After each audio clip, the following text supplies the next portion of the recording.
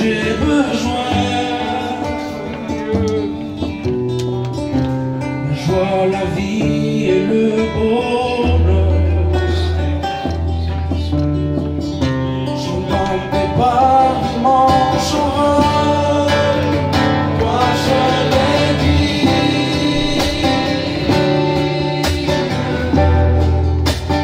de recevoir louange et gloire pour l'éternité. Toi seul est digne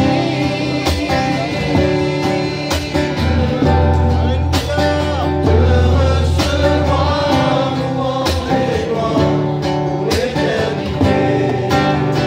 Toi seul est digne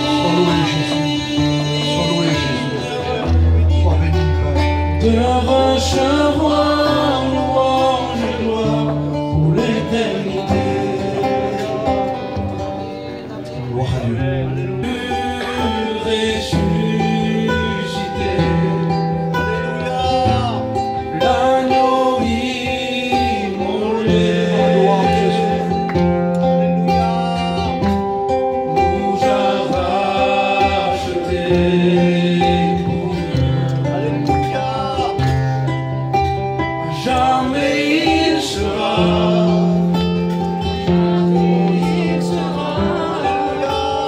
L'agneau sur le trône, je fléchis les genoux,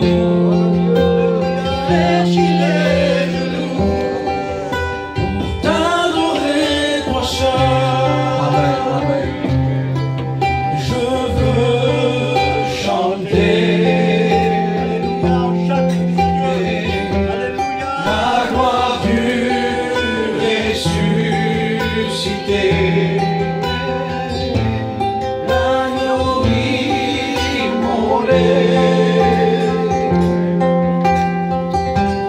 nous a rachetés pour Dieu. À jamais il sera. Amen. Jamais il sera. L'agneau sur le trône. L'agneau sur le trône. Je fléchis les genoux. Je fléchis les genoux pour t'adorer toi seul. Oui, Jésus, alléluia. Et je proclame la gloire du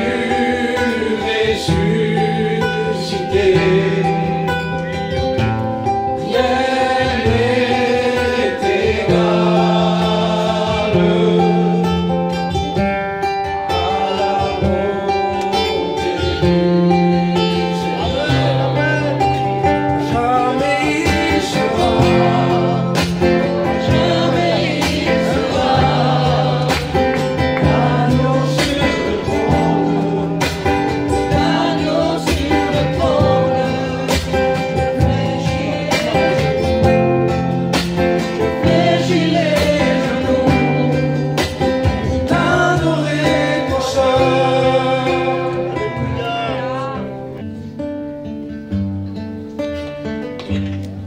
Je n'ai ni or ni argent à te donner, mais ce que j'ai, je vais te l'annoncer. Je n'ai ni or ni argent à te donner, mais ce que j'ai, je vais te l'annoncer. Jésus, Jésus, Jésus, oui c'est Jésus, Jésus, Jésus,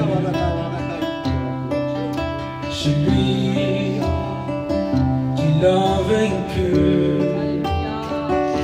Il fut crucifié pour tes péchés, et s'est humilié parce qu'il t'aimait. Comment ne pas, oui Seigneur, t'adorer? Je veux te louer, je veux t'exalter.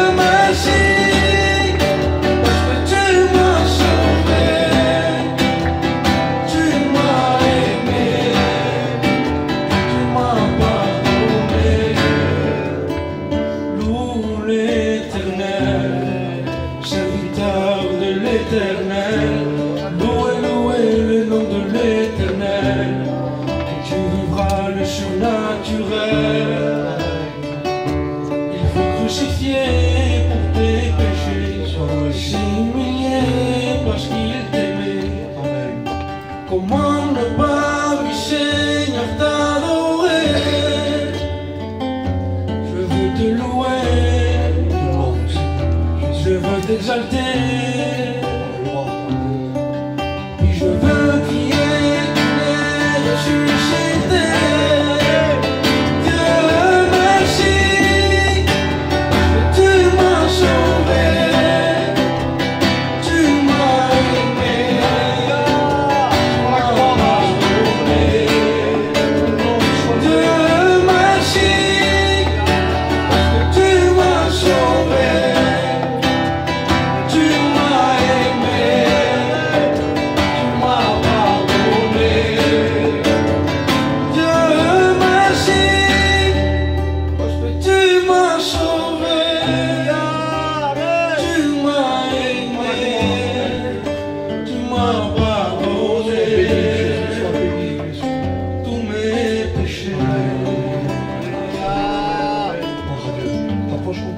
Je ne vais pas vous raconter mon témoignage parce que vous le connaissez.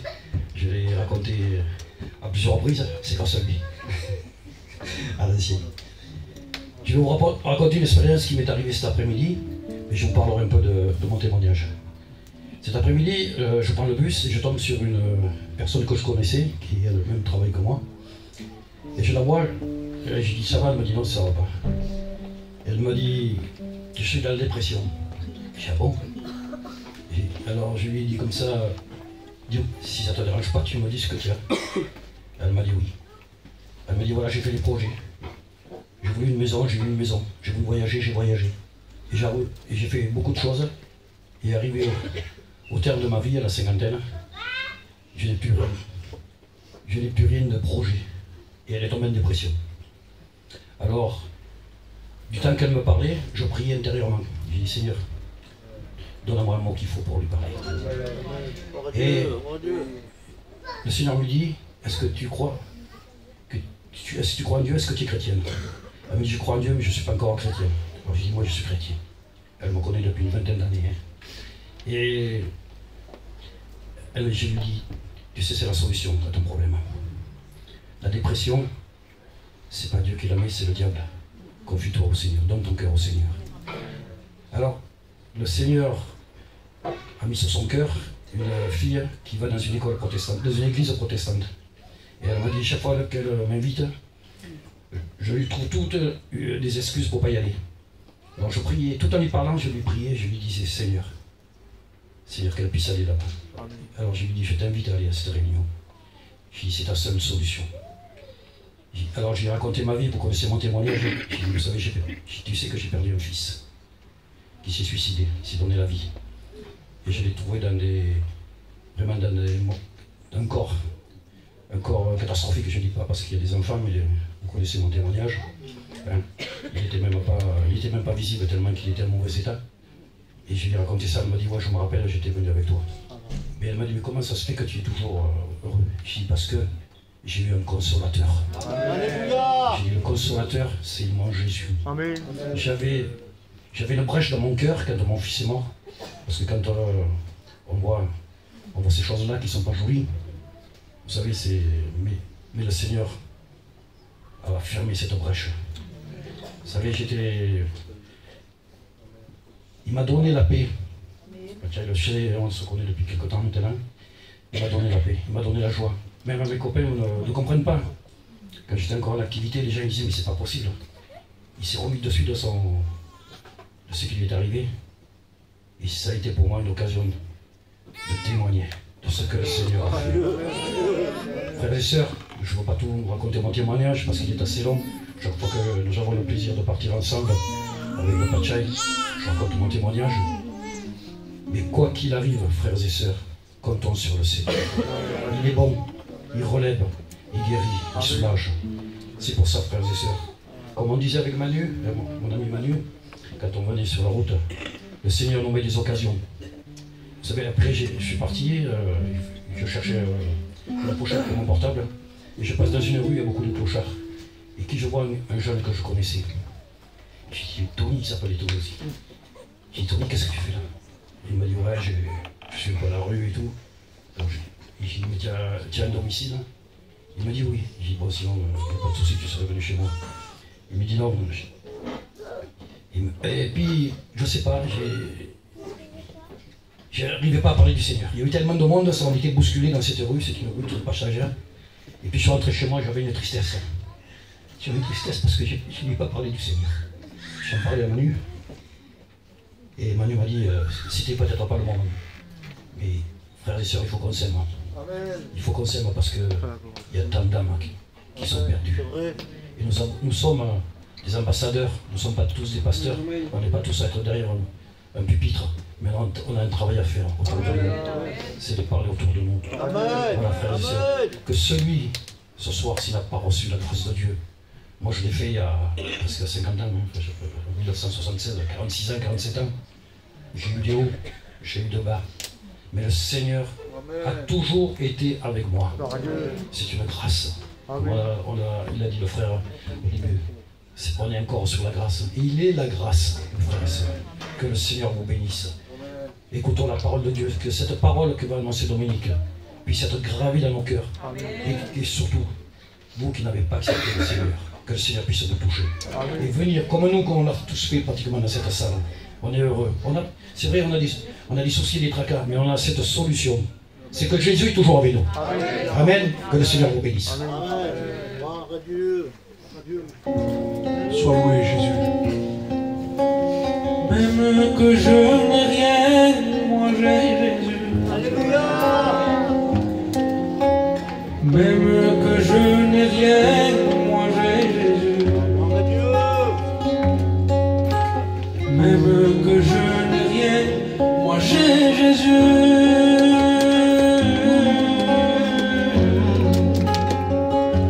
Moi j'ai Jésus.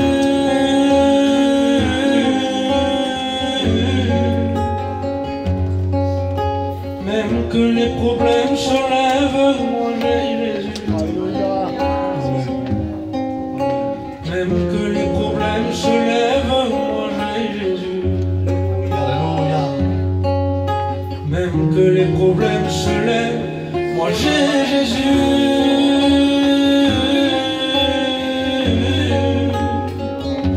Moi j'ai Jésus.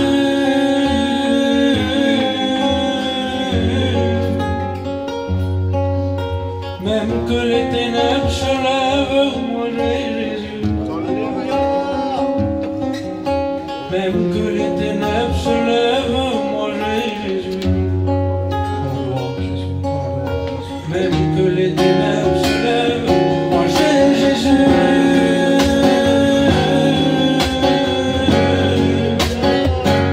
Moi j'ai Jésus.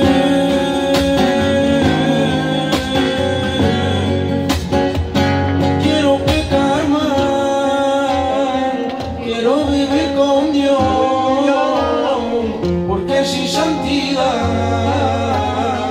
nadie verá al Señor. No quiero pecar más, quiero vivir con Dios, porque sin santidad nadie verá al Señor.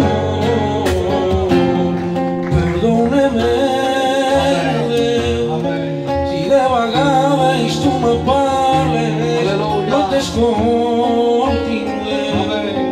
Jo te demani la teua ajuda per a caminar, Déu, perquè jo sé que tu me portes de nou de mi. Perdóname, Déu, si de vegades tu me parles, no t'escoltin, Déu.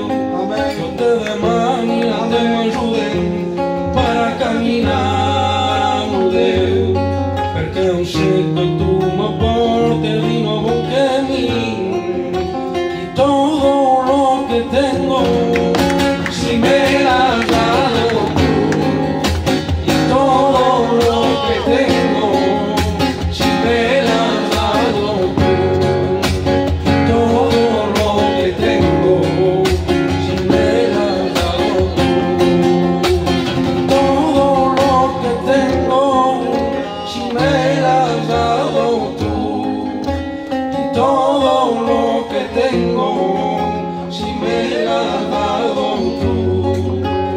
todo lo que tengo si me las has dado tú. Alléluia. Je demanderai à mon frère Simon de vous revoir, d'être venu à Arles. Ça fait très plaisir, il y a des années qu'on se connaît. Gloire à Dieu, mais c'est toujours pour moi une joie de venir et de partager la parole de Dieu avec vous. Amen. Gloire à Dieu. Mois de mars, j'ai eu le privilège, si je peux, je ne sais pas si je peux dire comme ça, mais de partir en Moldavie.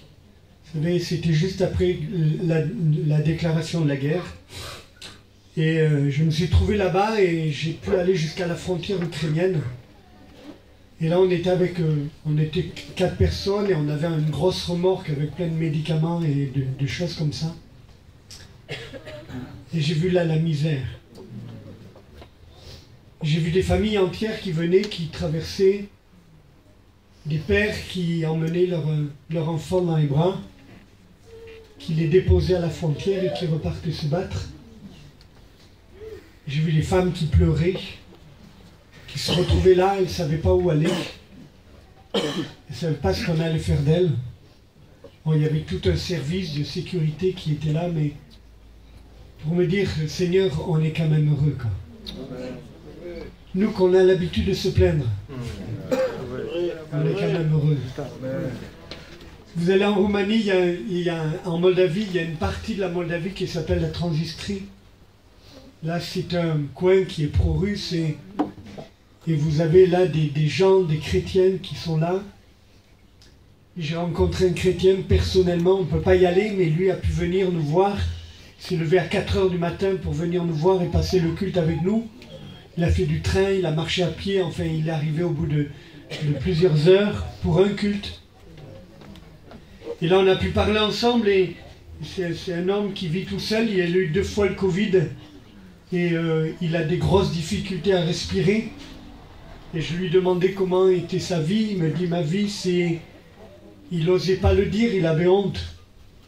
Je lui dis mais comment ça se passe pour toi chrétien là-bas dans ce pays difficile? Et aux forces de forcer pour qu'il parle, il me dit je touche 90 € par mois. J'ai 5 enfants, il me dit. Et on a des difficultés à vivre. Alors on avait un peu de sous, on lui a donné 500 € et il a pu vivre jusqu'à ce que je revienne au mois de juillet. Le mois de juillet, on lui a donné encore. Chers amis, ce n'est pas le seul, il y en a des dizaines dans ce petit pays qui est là. Bien-aimé, mais je suis toujours étonné.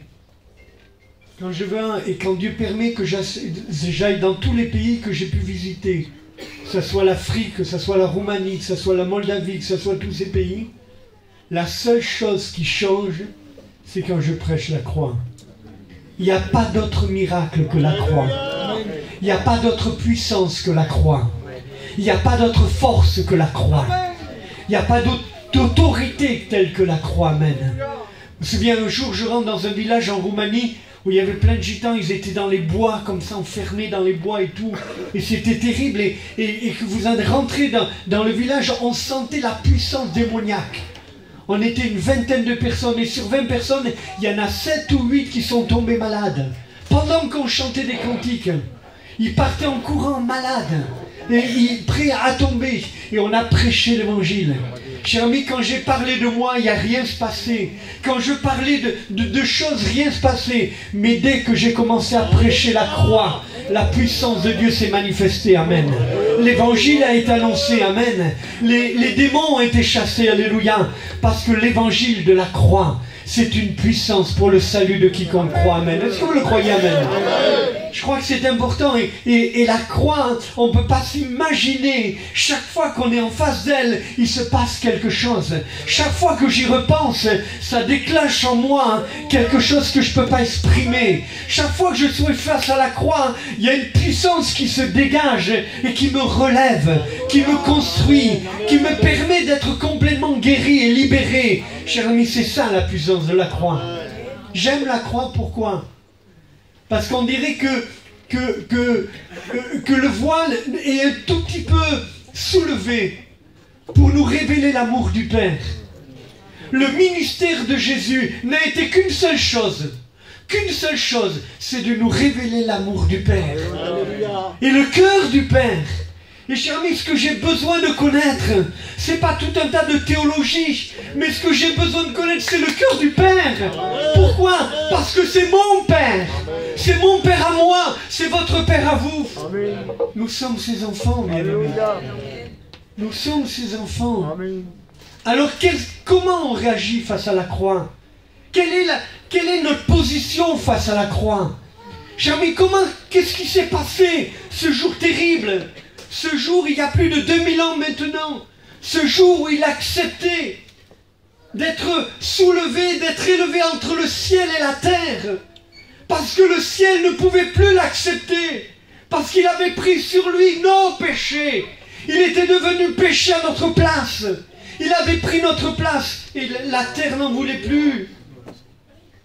Il se retrouve là, entre ciel et terre, comme un paratonnerre. Vous savez ce que c'est un paratonnerre? Qu'on met sur les toits pour que la foudre tombe. Cher ami, la foudre de Dieu et la colère de Dieu devaient tomber sur nous. Mais la Bible nous dit dans Isaïe 53 que le châtiment qui devait tomber sur nous est tombé sur lui. Amen. Il a pris sur lui notre châtiment. Qu'est-ce qui s'est passé à la croix? Comment ça s'est passé à la croix? Vous pouvez le lire, et on ne va pas lire la lecture, elle est un peu longue, mais je vous le cite simplement dans Matthieu 27, de 22 presque jusqu'à la fin, jusqu'à 46 ou 50. Qu'est-ce qui s'est passé ce jour-là? Quelque chose de terrible, et Jésus est là dans le prétoire, face à Pilate qui est prêt pour le juger, et là nous voyons que, alors qu'il est en train d'être jugé, il dit, mais qu'est-ce qu'il a fait cet homme? Qu'est-ce qu'il a fait cet homme? Il ne mérite rien, il n'a fait aucun mal. Et pourtant il s'acharne. Les religieux s'acharnent. Ils excitent la foule pour leur dire crucifie-le, crucifie-le, crucifie-le. Et cher ami, c'est terrible parce que la femme de Pilate vient le voir et elle lui dit attends, fais attention à ce que tu fais. Parce que j'ai souffert toute la journée à cause de lui en songe. Fais attention. Et là, chers amis, alors là, il ne sait plus comment faire. Il voudrait sortir Jésus de ce pas, mais il n'y arrive pas. C'est terrible pour Pilate. Il est placé devant la croix, il ne sait pas comment réagir. Il est placé devant la croix, il ne sait pas prendre position. Combien il y a de gens aujourd'hui qui, face à la croix, ne prennent pas position? Combien il y a des gens aujourd'hui qui sont là, qui sont indécis? Et là, nous voyons, chers amis, que Pilate est là et il fait quelque chose d'horrible parce qu'il allait tomber dans son propre piège. Vous savez, quand un homme est indécis, il tombe toujours dans des pièges. Il se retrouve là, chers amis, à proposer quelque chose. Parce que la loi romaine le permettait de libérer un homme. Alors il dit, qui vous voulez que je vous laisse? Jésus, qu'on appelle le Christ, ou Barabbas, qui était un menteur, qui était un truand, qui était un voleur, qui avait tué quelqu'un. Qui veux-tu que je vous libère? Chers amis, qu'est-ce que tu veux, le bien ou le mal? Tu es devant un choix, et la croix nous met devant un choix. Et notre conscience est travaillée par le mystère de la croix, par l'Esprit qui nous parle, et qui nous dit, que veux-tu choisir ce soir? Le bien ou le mal? Jésus qui est le bien ou Barabbas qui est le mal? Chers amis, cette foule haineuse, a pu crier, nous voulons Barabbas. On préfère le mal. Délibérément, ils ont choisi le péché. Personne ne leur a obligé. On les a choisis. Ils ont choisi le mal plus que le bien. Pourtant, il avait guéri tellement de malades. Pourtant, il avait délivré tellement de lépreux. Pourtant, il avait ressuscité les morts. Pourtant, il avait nourri plus de 5000 hommes avec quelques poissons et quelques pains. Pourtant, il était admirable, conseiller, Dieu puissant, prince de la paix. Il était lui, c'était lui. Et pourtant, il était le Fils de Dieu. Un mot de lui, les choses s'accomplissaient. Il se lève dans la barque alors que les flots sont en train de bouger, que le vent souffle. Un mot de lui et tout s'arrête. C'est mon Jésus à moi. Je veux qu'il soit le tien ce soir. Arrête de te battre dans la barque de ta vie. Dis-lui qu'il prenne toute la place. il va arrêter tes tempêtes. Il va arrêter ta colère. Il va arrêter tout ce qui se passe dans ton cœur. Et là, cher ami, ils ont choisi. Mais je ne comprends pas la foule. Les gens suivent comme ça. Parce que quelqu'un sent que c'est les religieux qui les poussent. Mais en vérité, les gens, ils vont comme ça. Je me souviens quand il y avait l'histoire des Gilets jaunes, je me souviens, on avait interviewé un homme qui était là. Et on lui dit, monsieur, pourquoi vous manifestez? Ah, je sais pas. Mais qu'est-ce que vous faites là? Ah, mais je suis la foule. Les gens sont comme ça. Jamais une foule est capable, on est capable de manipuler une foule. On est capable de faire une foule ce qu'on veut. Et là, chers amis, les souverains sacrificateurs avec les hommes religieux, avec leur autorité, ils ont poussé la foule à dire, alors que quelques jours avant, ils avaient dit, Hosanna, béni soit celui qui vient au nom du Seigneur. Ils ont pu dire quelques jours après, crucifie-le, on n'en veut plus. On n'en veut plus, pourquoi? C'est vrai qu'il a guéri les malades. C'est vrai qu'il a fait des choses extraordinaires. C'était la première partie de son ministère. Mais la deuxième partie, il a commencé à dire la vérité. Et on n'aime pas la vérité. On n'aime pas, ça gêne la vérité. Et ce soir, entendre que tu es un pécheur, ça te gêne. Entendre que tu es privé de la gloire de Dieu, ça te gêne. Tu crois gagner ton paradis, mais tu n'y arriveras jamais. Le paradis ne se gagne pas. Cher ami, le paradis, c'est le don gratuit de Dieu, alléluia, que nous recevons par la foi. Éphésiens 2:8, s'il dit, si vous êtes sauvés, c'est par la grâce. Amen. C'est le don de Dieu, alléluia. Cher ami, pourquoi compliquer les choses alors qu'il te propose un salut gratuit? Alors qu'il te propose de venir à lui tout simplement. Venez à moi, dit Jésus, vous tous qui êtes fatigués, chargés, et je vous donnerai du repos. Je suis rentré dans son repos.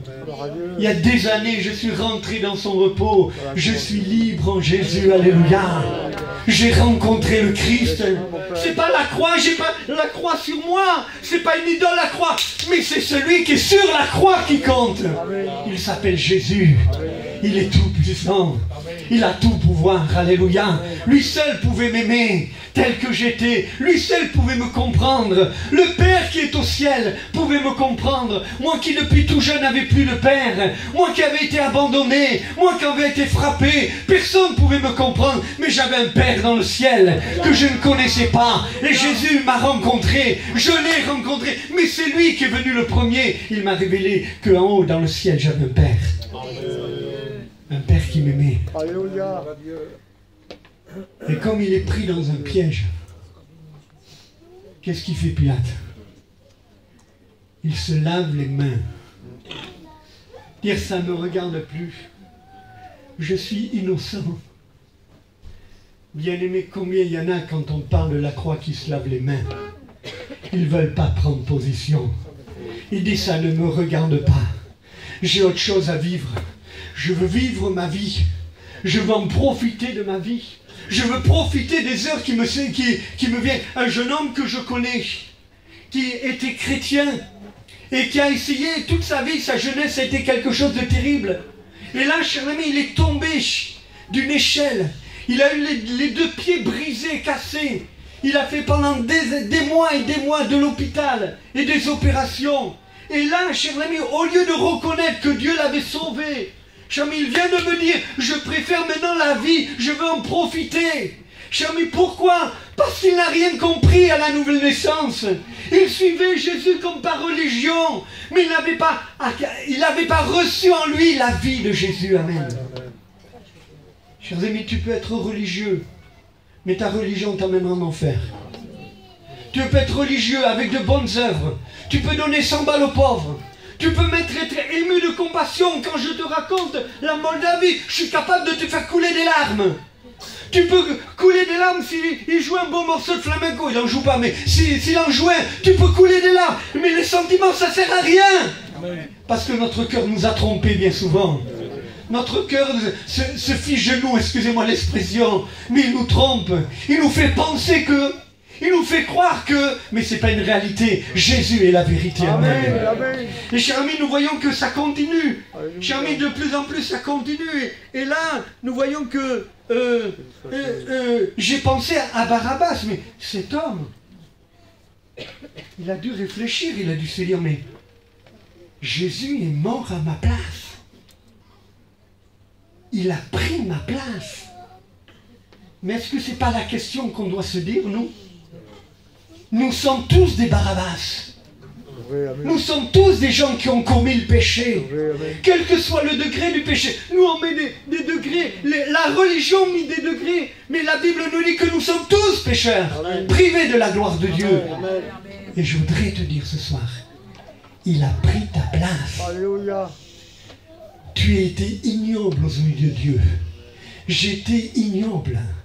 Il ne pouvait pas me voir parce que le péché habitait en moi. Mais il a accepté de prendre ma place afin que je puisse avoir accès au Père. Alléluia. Afin que par son sang, je reçoive le pardon de mes péchés. Oh, que son nom soit béni. Amen. Amen, amen. Chers amis, c'est ça la rédemption. Nous prêchons la pleine rédemption. Il nous a rachetés, chers amis. Alléluia. Il nous a libérés. Il a pris notre place. Il a dit, je paye à sa place. C'est ça le mystère de la rédemption, chers amis. C'est pas autre chose. Et chers amis, ce qui touche les gens, c'est de savoir qu'on a un rédempteur. Job a pu dire, mon rédempteur est vivant. Alléluia. Est-ce que vous croyez qu'il est vivant? Amen. Lui seul était capable de me racheter. Ce n'est pas mes œuvres, ce n'est pas mes parents, c'est pas tes parents qui te rachèteront. Même s'ils sont chrétiens, même s'ils sont pasteurs, c'est pas tes parents qui vont te racheter. C'est toi seul, il te faut faire une expérience personnelle avec Dieu. Amen. Oh, ça va plus loin, bien-aimés. Parce que si Barabbas se posait des questions, il y en a beaucoup. Mais il y a aussi les soldats. Les soldats qui étaient là et qui ont ôté ses vêtements. Ils ont été vêtements parce que Pilate leur a livré Jésus. Faites-en ce que vous voulez. Après l'avoir fait fouetter, et fouetter du temps des Romains, c'était 49 coups. 50 moins 1. Avec une lanière, avec des fouets en lanière, et au bout de ces lanières, il y avait des morceaux d'os pointus. Afin que chaque fois qu'on mettait un coup de fouet et on tirait comme ça, et les chairs, excusez-moi, hein, mais les chairs se déchiraient. Vous avez peut-être vu la passion de Christ. Le sang qui a coulé à cause de moi. Mais qu'est-ce que tu vas faire ce soir? Qu'est-ce que tu vas refuser ça? Un homme qui t'offre sa vie, qui te donne son sang. Et là, les soldats l'ont pris et l'ont couronné d'épines. Ils lui ont mis un manteau écarlate rouge. Et puis ils lui ont dit, salut, roi des Juifs, salut. Ils lui ont mis un roseau à la main. Je lui ai mis la couronne d'épines. Il fallait qu'elle soit là. Ça a été prévu par Dieu. Pourquoi? Parce que dans la Genèse, la terre a été maudite. Et Dieu a dit à la terre, tu ne produiras plus que des épines et des ronces. Alors il fallait que cette terre soit rachetée pour qu'elle puisse recevoir un royaume nouveau, le royaume de Dieu. Et là, chers amis, la malédiction qui était tombée sur nous et sur la terre, Christ l'a pris sur lui. Il a pris la couronne d'épines. Ils ont pris le roseau, ils ont frappé sur la tête afin que le sang gicle. Excusez-moi l'expression et les mots. Mais chers amis, il m'a racheté de la malédiction. J'étais maudit, chers amis, à cause de mon péché. Depuis la jeunesse, j'étais maudit. Et la race humaine est maudite. Mais Christ est venu nous racheter de la malédiction pour nous apporter quoi? Sa bénédiction. Amen. Ce soir, tu es dans un lieu de bénédiction. Ce soir, c'est le lieu de Dieu. Ce soir, c'est le lieu de la rencontre avec Dieu. Ce soir, tu peux faire une vraie rencontre avec lui. Ce soir, c'est là où tout se tient. Où, chers amis, où les anges sont autour. Ils regardent cette réunion. Ils espèrent de tout leur cœur. Ils plongent les regards dans le salut de Dieu. Ils veulent que tu sois sauvé. Et je peux te dire qu'à partir de ce soir, le Saint-Esprit va te poursuivre. Il te conduira partout. Mais il te poursuivra. Il veut que tu sois sauvé. Dieu veut te sauver. Alléluia. Est-ce que tu le crois, amen? Il veut le faire. Alléluia. Parce qu'il a tellement d'amour pour toi. Il t'aime tellement. Amen, amen. Et après, ils sont partis pour le crucifier. C'est terrible, hein? Alors qu'ils montent pour le crucifier, ils voient là un homme, parce que Jésus est peint sous la lourde croix. il voit un homme qui s'appelle Simon de Cyrène, et qui est là et qui arrive un peu en retard même. Hein. Il voit cette scène, il rentre chez lui, il se demande ce qui se passe, il rentre des champs. Parce que c'est le soir, et là il voit la scène. Il regarde ce Jésus qui porte la croix. Je me dis, mais arrête de croire que l'histoire de la croix n'est qu'une histoire. C'est une réalité. Amen. Ça s'est vraiment passé il y a 2000 ans. Jésus a marché sur la terre. Alléluia. Pour ceux qui ont été en Israël, vous le savez, Jésus a vraiment marché sur la terre. Et là, la Bible nous dit qu'ils l'ont forcé à prendre la croix. Ils l'ont forcé à prendre la croix. Alléluia. Ils ne voulaient pas au départ. Quand il nous dit viens, prends la croix, ils ne voulaient pas. Mais ils l'ont forcé, ils l'ont mis de force. Oh, chers amis, on voudrait tellement vous mettre de force sous la croix. On voudrait que vous veniez à la croix, non pas avec des mauvaises intentions, mais nous vous en supplions au nom de Jésus-Christ. Venez à la croix, soyez sauvés, soyez libérés, soyez transformés, recevez une vie nouvelle, repartez de ce lieu encouragés par la grâce de Dieu. Il fallait, chers amis, et là ils lui ont mis la croix. Il a emmené cette croix jusqu'à Golgotha. Alléluia. Et chers amis, sur la croix il y avait du sang. Et quand Simon de Cyrène est reparti, il s'est retrouvé avec du sang sur l'épaule. Mais ce n'était pas son sang, c'était le sang de Jésus Alléluia. qu'il avait pris sur l'épaule. Il avait une marque sur lui. Je mets ainsi le sang de Jésus sur ta vie. Il veut te purifier. Amen. Il veut te libérer de tous tes vices, de toutes tes passions, de la drogue, de l'alcool, de toutes ces choses. Il est capable de te libérer. Laisse, viens à la croix. Prends la croix et reçois le sang de Jésus. Reçois, excuse-moi si je te choque, mais sois baptisé dans le sang de Jésus. Amen. Sois immergé par son sang, qu'il te libère, qu'il te transforme, qu'il te change. La croix est seule capable de te changer. Amen. Amen. Amen. Parce que celui qui est mort dessus est victorieux. Amen. Amen. Que son nom soit béni. Amen. Amen. Amen. Levez sur lui le sang. Oh, bien des choses se sont passées. Hein. Si vous le lisez, bien des choses. Et nous voyons qu'après les soldats, ils ont partagé la tunique de Jésus. Ils ont partagé les vêtements. Ils ont touré au sort sa tunique. Ils n'ont pas voulu la déchirer. Mais pendant qu'ils n'ont pas voulu déchirer sa tunique, il y a une chose qui s'est passée extraordinairement. C'est que le rideau du temple s'est déchiré de haut jusqu'en bas. Alléluia. Parce qu'il fallait encore. Il fallait que le ciel s'ouvre pour nous. Le lieu, l'accès au trône était interdit pour nous. Mais Christ est mort et le voile du temple s'est déchiré. Et aujourd'hui, venez demain matin, vous allez vivre une expérience extraordinaire. Nous allons être ensemble. On va parler sur la puissance du Saint-Esprit. Venez demain matin et vous allez rentrer dans le Saint-Sanctuaire avec moi. On va rentrer ensemble dans le Saint-Sanctuaire. On va rentrer ensemble dans le lieu saint. On va rentrer ensemble dans le lieu qui était interdit avant, mais qui maintenant est permis à cause de la croix de Jésus. Alléluia. Est-ce que vous le croyez? Amen. Amen. Extraordinaire. Ils ont fait toutes ces choses et les passants ont commencé à l'injurier. Hey! Toi qui disais qu'en 3 jours tu étais capable de détruire le temple. Où es-tu maintenant? Qu'est-ce que tu fais? C'est facile. C'est facile avec les mots. C'est vrai. Chemin, peut-être la croix ne te fait rien. Peut-être tu dis c'est pas pour moi, ça me regarde pas. Peut-être ça t'intéresse pas et peut-être tu vas toi aussi t'as injurié. Je me souviens un homme un jour. Il était à moitié ivre, il s'est mis dehors. Et alors qu'il était dehors en train d'injurier Dieu de toutes ses forces, c'était un soir d'orage. Une foudre l'a tombé sur lui, il est mort sur le net. On ne se moque pas de Dieu, chers amis. On n'injurie pas Dieu, chers amis. Chers amis, quels que soient les mots que vous prononcez, faites attention à ce que vous dites, parce que ce que l'homme sème, il le récolte. Et chers amis, c'est terrible, nous voyons que là, ces hommes sont en train d'insulter, et pourtant, ils ne comprennent pas. C'est pour ça que Jésus a dit, Père, pardonne-leur. Ils ne savent même pas ce qu'ils font. Alléluia. Et peut-être toi, tu ne comprends rien. Tu comprends rien au message que je dis ce soir. Tu comprends rien. Et je ne chercherai pas de te convaincre. J'en ai pas la possibilité. Mais je sais que le Saint-Esprit est au milieu de nous. Et qu'il est capable de te convaincre. Qu'il est capable de te révéler ce que tu es. Qu'il est capable de te dire que la seule solution pour toi, il faut qu'il y ait entre toi et Dieu la mort. Et cette mort, elle s'appelle Jésus. Amen. Sans l'effusion de sang, il n'y a pas de pardon. Il a donné son sang afin que tu sois pardonné. Quelle grâce. Souverains sacrificateurs aussi sont passés. Les sacrificateurs, ils disaient, hey, toi qui te disais que... Alors sauve-toi toi-même que tu sauves le nom, mais sauve-toi toi-même. Descends de la croix. Je bénis Dieu de ce qu'il n'est jamais descendu de la croix. Il aurait pu appeler une légion d'anges pour le délivrer.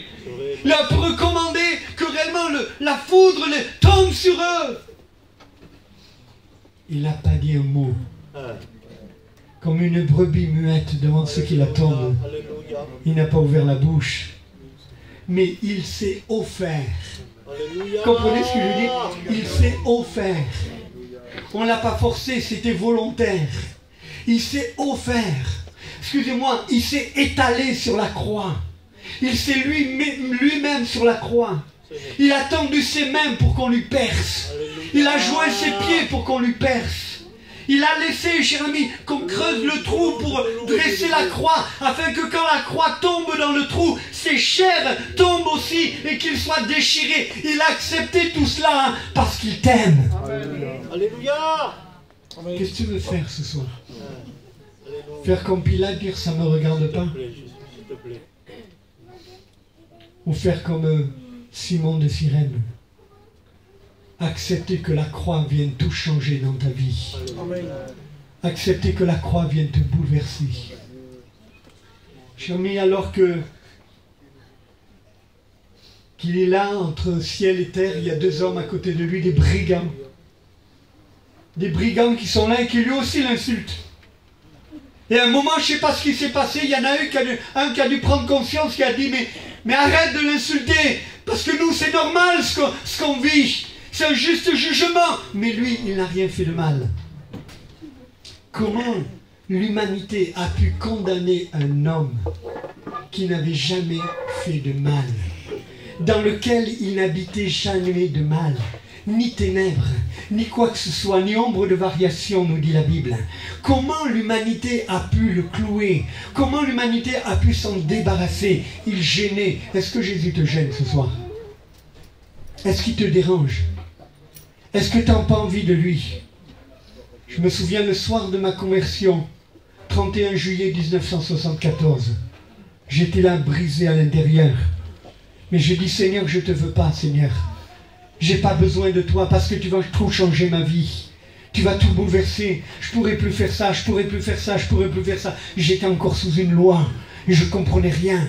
Pour moi, l'évangile, c'était ne fais pas ça, ne fais pas ça, ne touche pas. Et je comprenais rien. Mais j'en pouvais tellement plus. J'avais tellement de souffrance intérieure.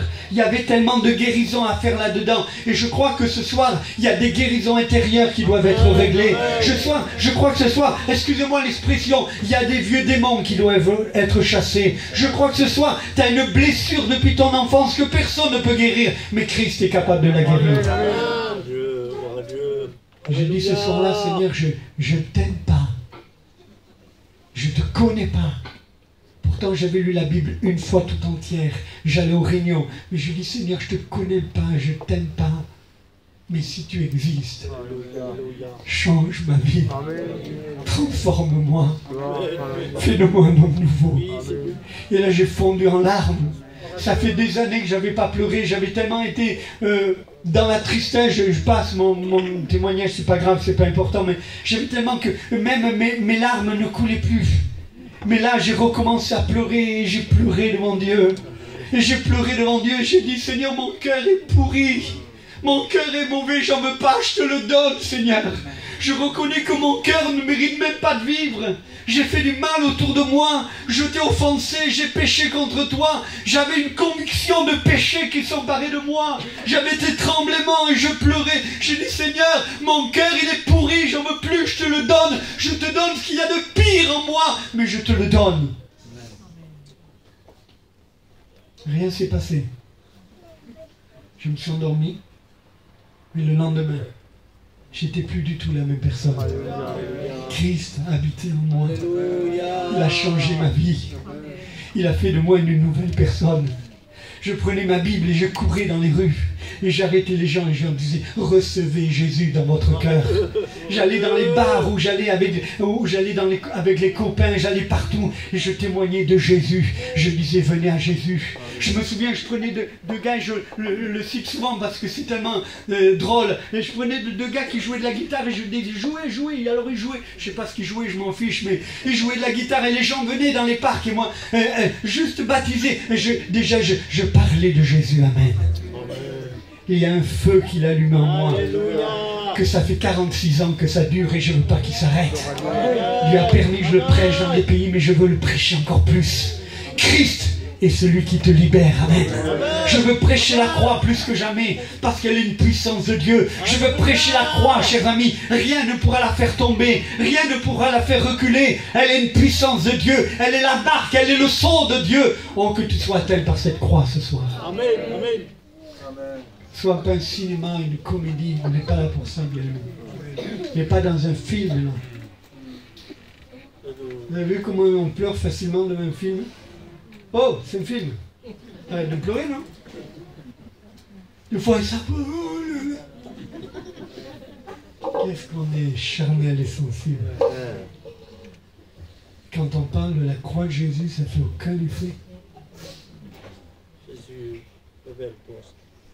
on aimerait plus des romans, hein? C'est plus joli. Ça finit toujours bien. Mais là, ça finit par la mort d'un homme. À ma place. Chers amis, quand les ténèbres ont commencé à venir sur la croix et sur toute la terre, pendant les heures où ils sont venus, qu'il y a eu d'un tremblement de terre, la Bible nous dit, à ce moment-là, le centenier, l'homme qui avait emmené Jésus, l'homme qui s'était moqué de Jésus, l'homme qui avait mis la couronne d'épines à Jésus, l'homme qui lui avait craché dessus, l'homme qui lui avait tiré la barbe, l'homme qui lui avait donné des coups de poing et qui lui avait dit, qui est-ce? Qui c'est? Cet homme-là. Il a dit certainement, cet homme était le Fils de Dieu. Je voudrais que tu reconnaisses là ce soir et que tu dis certainement, cet homme est le Fils de Dieu. Amen. J'ai envie que tu te proches de la croix. J'ai envie la porte est ouverte. L'invitation est encore ouverte.